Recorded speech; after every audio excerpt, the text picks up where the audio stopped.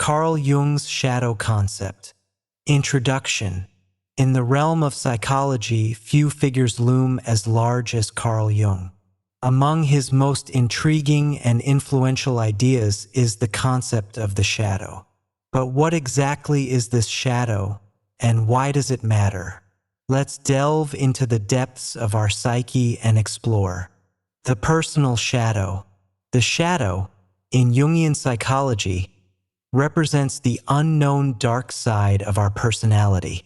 It's the part of ourselves we'd rather not acknowledge, our aggression, selfishness, and other traits we consider negative. These aspects of ourselves aren't born in darkness.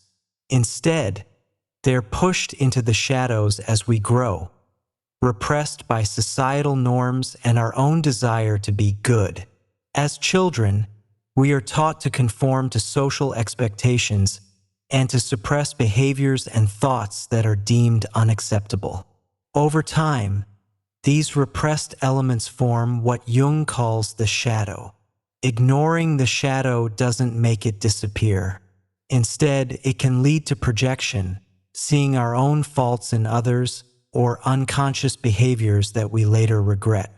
For example, a person who has repressed their anger might find themselves inexplicably enraged by someone else's minor mistake, not realizing that their reaction is disproportionate because it is fueled by their own unacknowledged anger. The importance of shadow work. So how do we deal with this hidden side of ourselves? Jung proposed a process called shadow work, the conscious effort to acknowledge and integrate our shadow aspects. This isn't easy. It requires us to confront parts of ourselves we've long denied. But the rewards are immense. By integrating our shadow, we gain greater self-awareness, personal growth, and a more complete sense of self.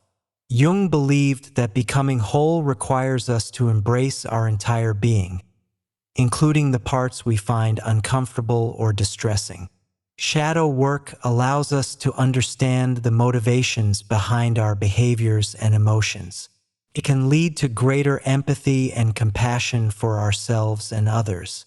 When we recognize and accept our own flaws, we become less judgmental and more forgiving of the flaws we see in others. The collective shadow. But the shadow isn't just personal.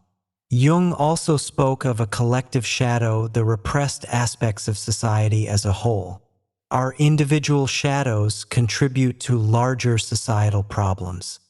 War and other collective ills can be seen as manifestations of our shared, unacknowledged darkness. For example, when enough individuals work to integrate their shadows, the collective consciousness can shift, leading to a more harmonious society. Practical steps for shadow work. So how can we begin this important work? Here are some practical steps. 1. Start journaling. Write about your reactions, especially strong ones. What triggers you? What makes you uncomfortable? This can help you identify patterns in your thoughts and behaviors that point to shadow aspects. 2. Consider therapy. A professional can guide you through this complex inner landscape. Therapists trained in Jungian methods or other depth psychology approaches can provide valuable insights and techniques for shadow work. 3.